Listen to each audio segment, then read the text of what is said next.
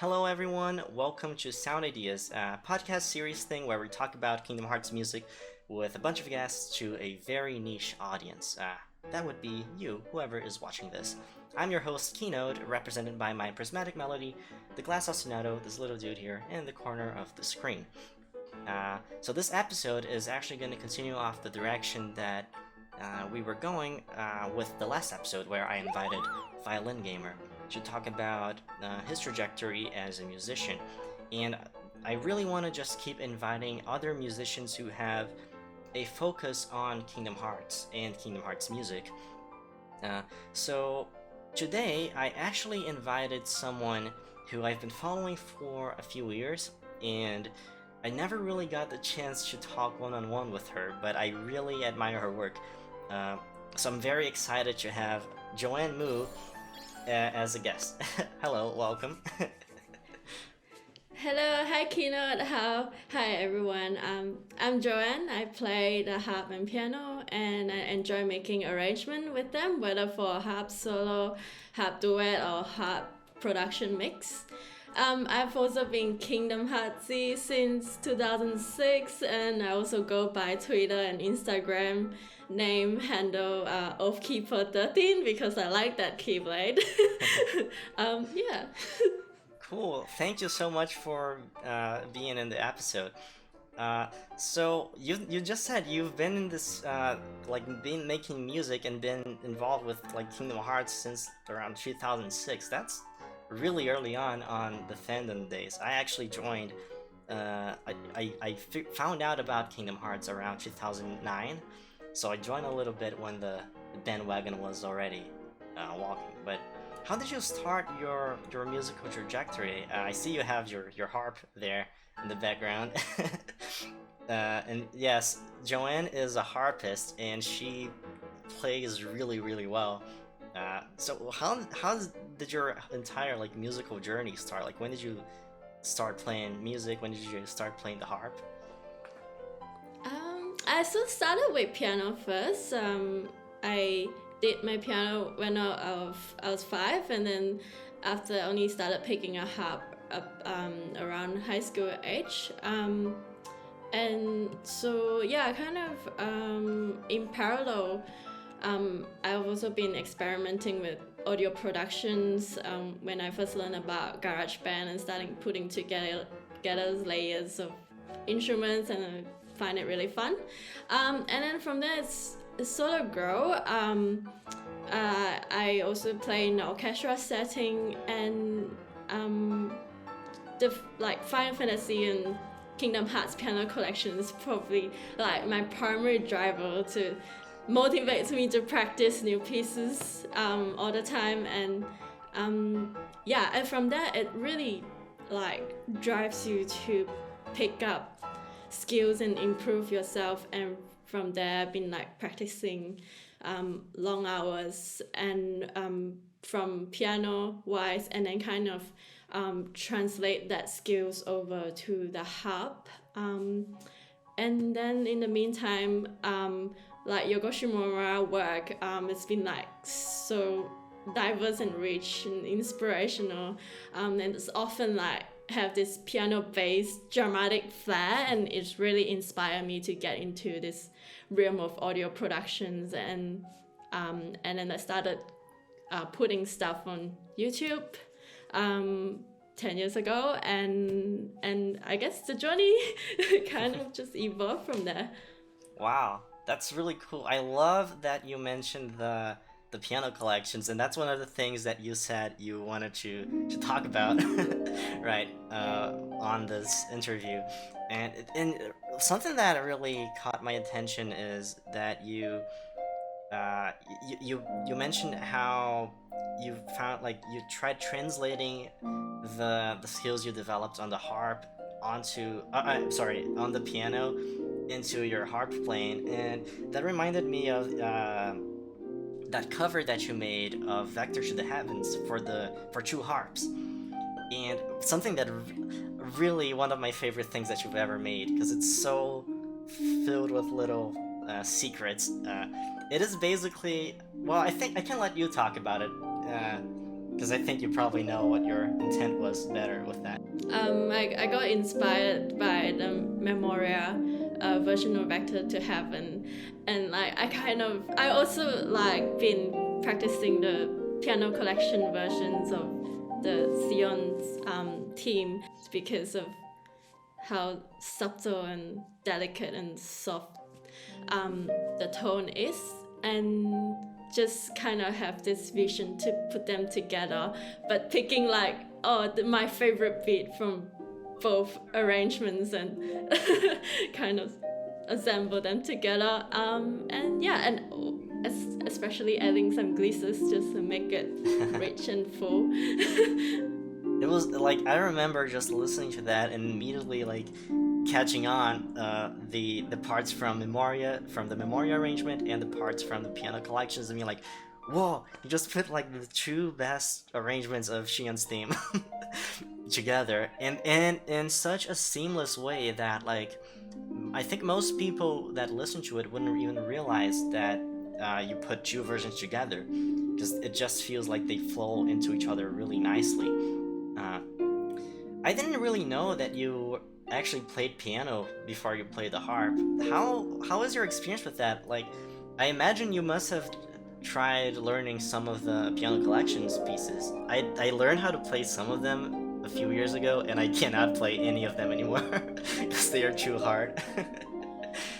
They are, the piano collection pieces are so well arranged, but a lot of them are like, it's just so difficult, it's beyond my level. One or two pieces that I got to play like from top to bottom and able to kind of using it as a benchmark practice or warm-up practice for my piano, like Missing You Namine, that was like doable.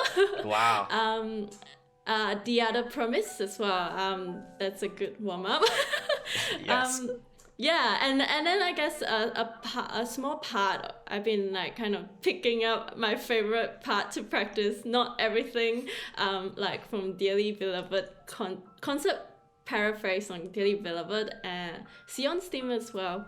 And recently I also been practicing on Medley of Conflict, which is pretty Oh wow, that is one of the hardest ones from what I've heard. I never even tried playing it because it looks so hard. It sounds amazing. I love how like the piano runs just so epic. Oh yeah. Yeah. It's really cool. I love Medley of Conflict because it brings like these themes that you wouldn't really think would belong together, but they really do.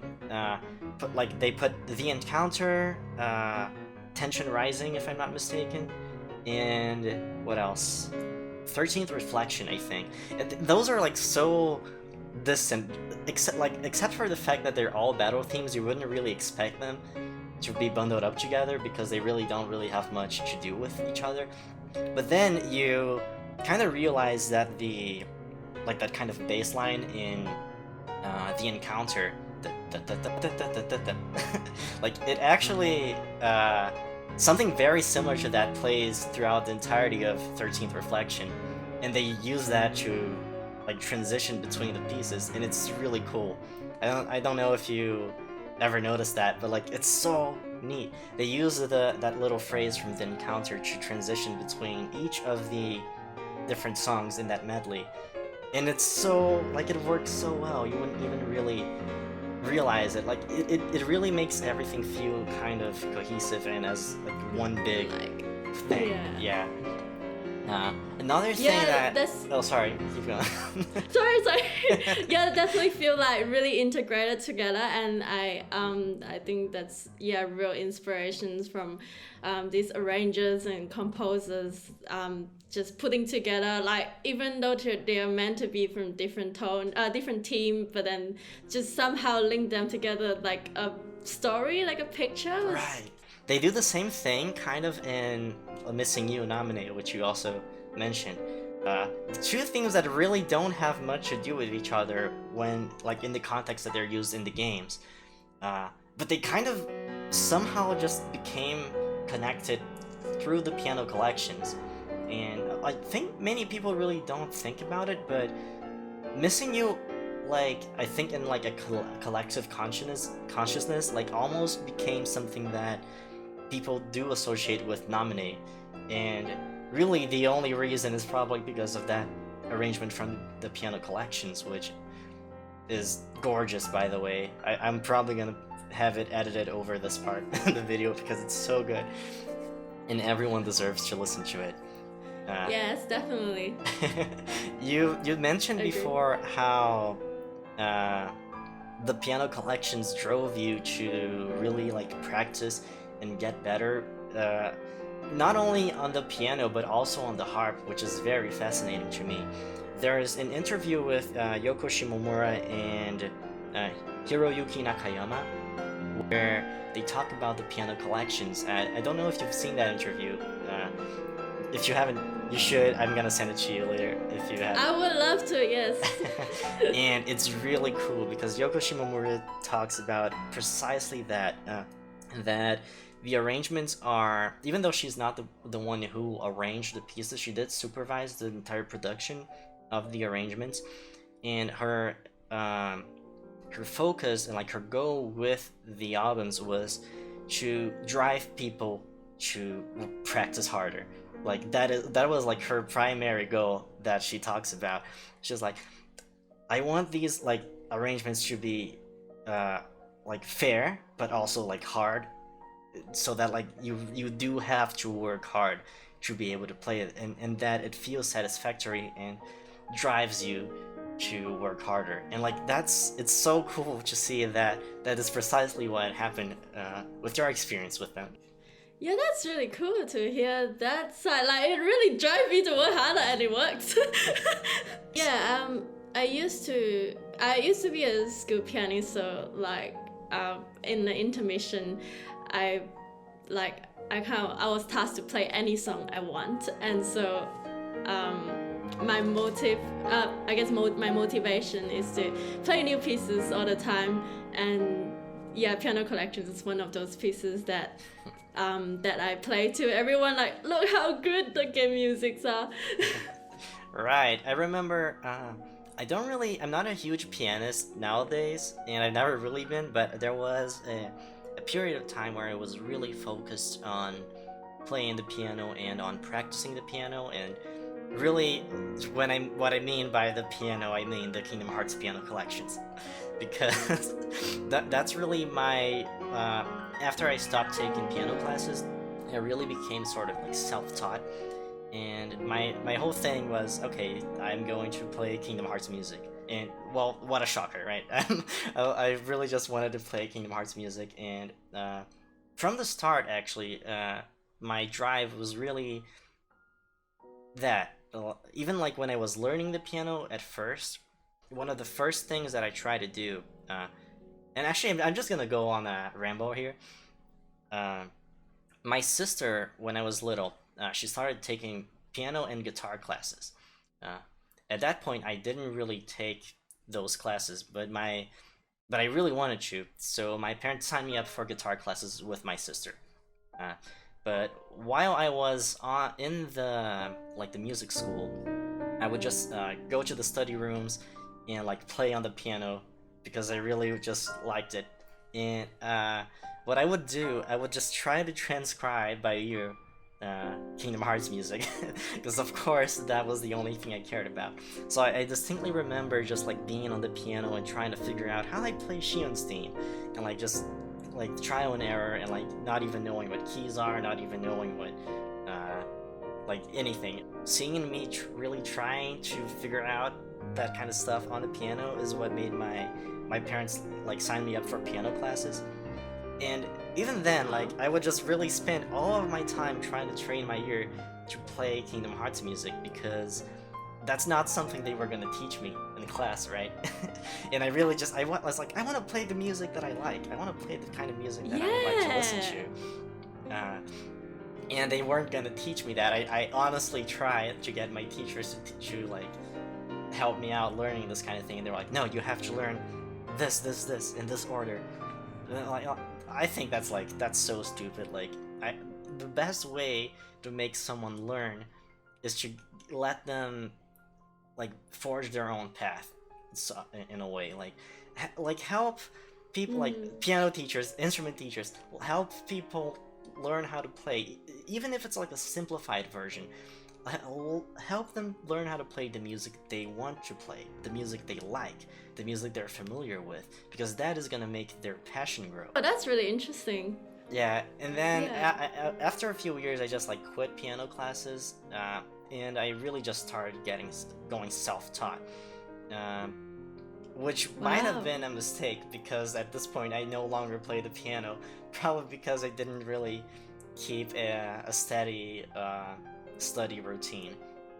But I did when I was learning the piano collections pieces. I learned The Other Promise, which was awesome. I learned Sheehan's theme, which is great.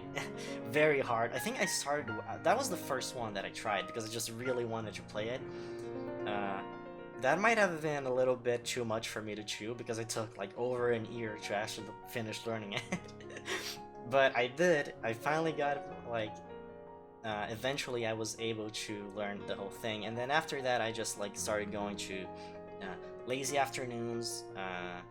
I learned Roxas. Oh yeah, that piece. Yeah. Lazy Afternoons is great, but I never finished learning that. Oh, that's beautiful. It's such a pretty arrangement. And Traverse Town too. Oh my gosh, yes, Traverse Town is amazing. Yes. It's beautiful. The piano collection version is amazing. I mean, the soundtrack was like it fit the game well, but which got translated to piano collection. It's really beautiful. I like the opening. Anyway. Right. We I don't know if you know DS Music. He's also in the Requiem Sanctuary server. He recently released a cover, like himself playing in the piano collections of Traverse Town. After he posts covers on his channel, he usually has some sort of discussion about that cover with guests. So he invited me and David to talk about his performance and the arrangement of Traverse Town from the piano collections, and we really, honestly, a lot of their discussion just went over my head, because it was very like technical pianist sort of stuff.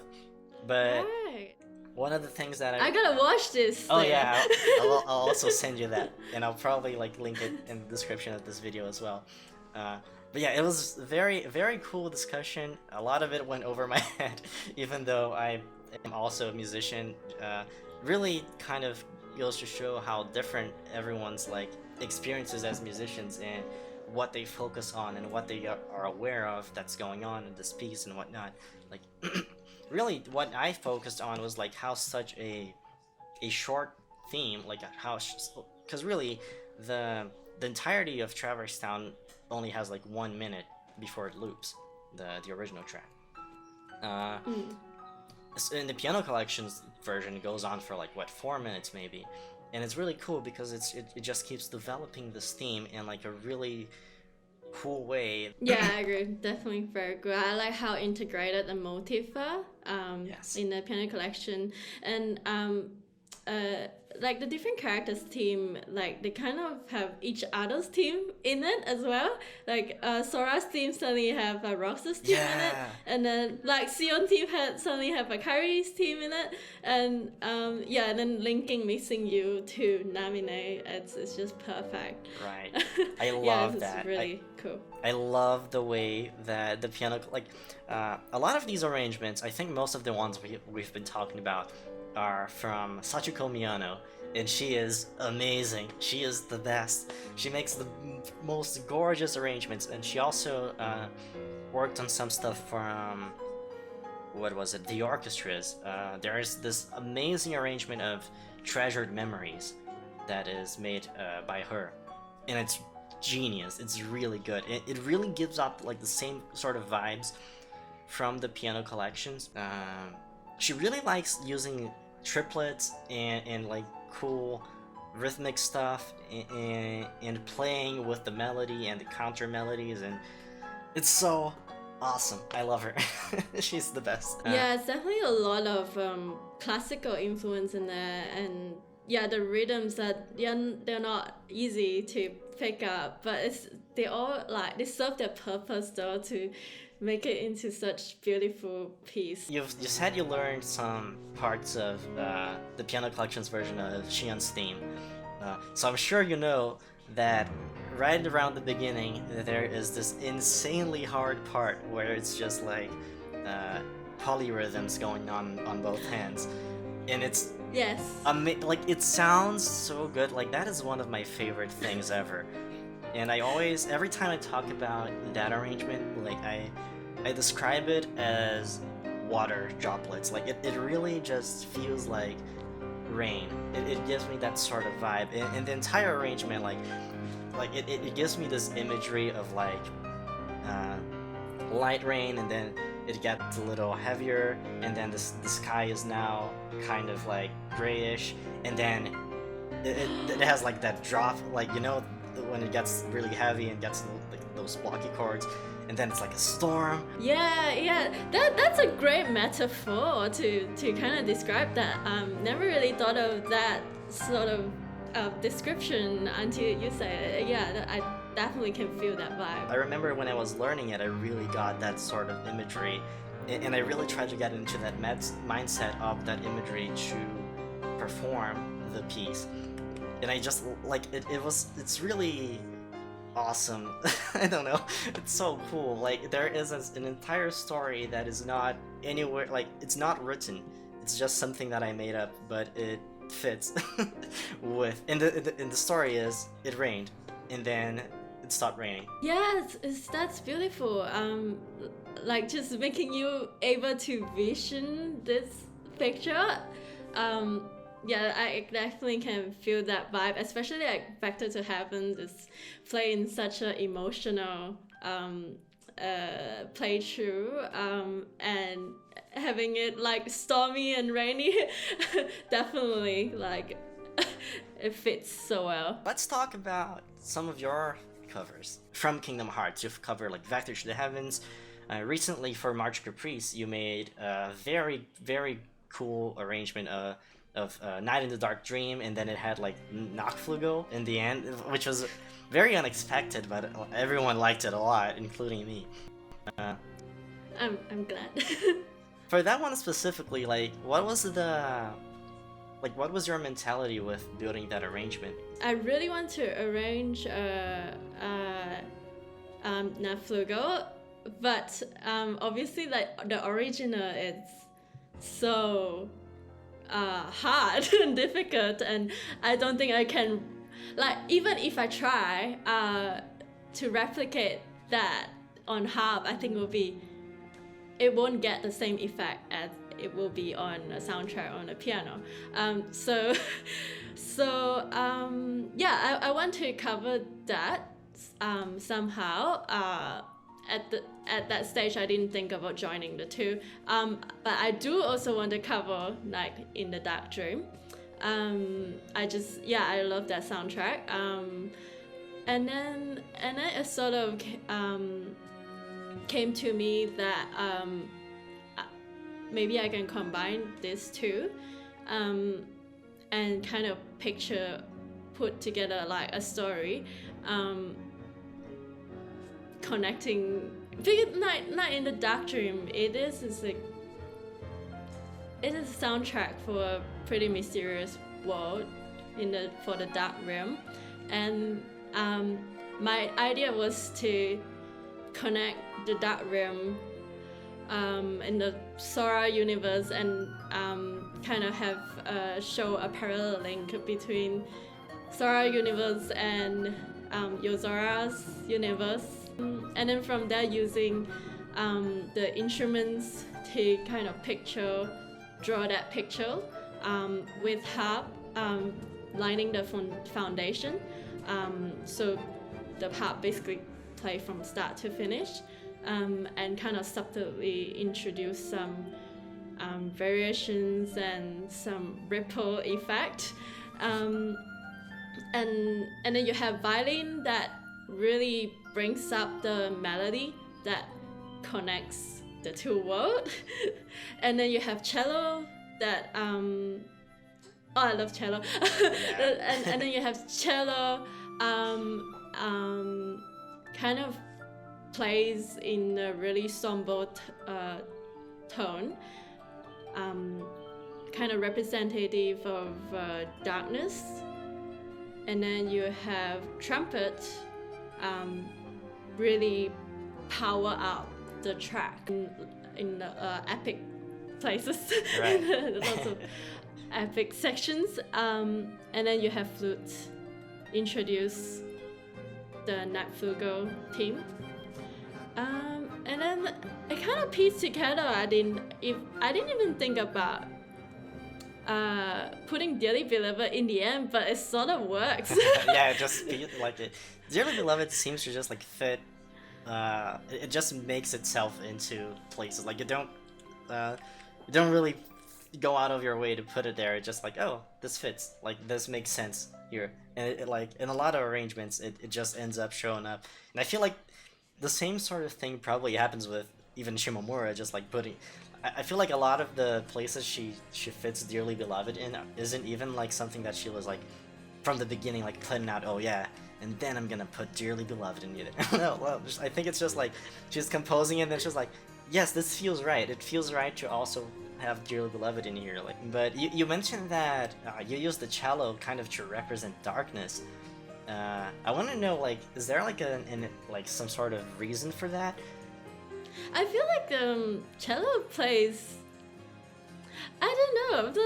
Maybe because I grew up with Kingdom Hearts soundtrack, it feels like cello always plays when that sort of vibe happens. Whether from Riku's team, Night in the Dark Dream, it's just give a really somber tone. Yeah, even in FF15 also, like there's a lot of sort of same vibe happening.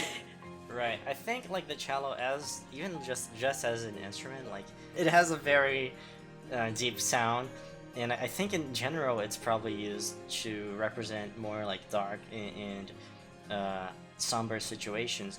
But in the Kingdom Hearts series, it's like it's used for Riku's theme, as you mentioned, and it's also used like for Aqua's theme. One thing that I do think it does probably symbolize is some sort of connection to darkness, because Riku obviously does have a connection to darkness. That's his whole character arc. But also Aqua, her fate from the beginning was falling into darkness, and that is an instrumental choice that, if I'm not mistaken, Shimomura has commented on and said that it's like an irreplaceable choice. Like cello is Aqua, and also cello and violin, like in string instruments in general, are really Birth by Sleep's sort of instrumental choice to go to. Like it really seems to represent Birth by Sleep really well, but even more so Aqua. And it's cool because Night in the Dark Dream is a theme that protagonizes Aqua. Like that is where she is, that is her fate, and it is dark. I like just kind of going nuts on these sort of things and just like going really deep and like, is this crazy? Is this kind of like going nuts? Well, yeah, but it's cool to talk about. Yeah, it's like they're giving hints, right? And like using the instrumental choice, like in the end, maybe it'll be a spoiler, but no, it's okay. You can talk about spoilers. In the Dark Room, there's a hint, just showing in the instrumental choice they use on each character's theme, like Riku as well. Another thing that I wanted to ask you is about maybe future projects, or I don't know, like, do you have any other plans for like covering Kingdom Hearts music? Yes, definitely. Actually, I just last weekend I just finished an arrangement on Happy Hair Day. Oh my gosh! Yes, I love yes. I love that track. It got first of all, it got harp in it, and second of all, I really like to kind of amplify the glisses in the track. And so yeah, I finished an arrangement, but like I want to kind of bundle them up together. Yeah, definitely there will be more Kingdom Hearts covers from me. That is my primary goal. But on the side, I also meantime, I will also work on non-Kingdom Hearts arrangements and collaborations. Yes, awesome. All right, Joanne, thank you very much for joining me for this episode of Sound Ideas. It's been awesome talking with you. I had a ton of fun. Everyone, please make sure to subscribe to Joanne's YouTube channel. I will have it here on the screen. And also go follow her on Twitter. It's also right here on the screen. And and also, if you like this episode and if you like listening to people talk about Kingdom Hearts music and their own things, and I don't know, if you just like watching all this rambling nonsense, make sure to also follow the Sound Ideas channel right in the red button. You know where it is. Ring the bell, all that cool stuff. YouTube, yada yada. And if you would be interested in checking out some of my original stuff besides this podcast, also feel free to check out my main channel, Keynote, and my Twitter, and the Sound Ideas Twitter, and all of that cool stuff. And it's been Thank you awesome. so much. It's been awesome too.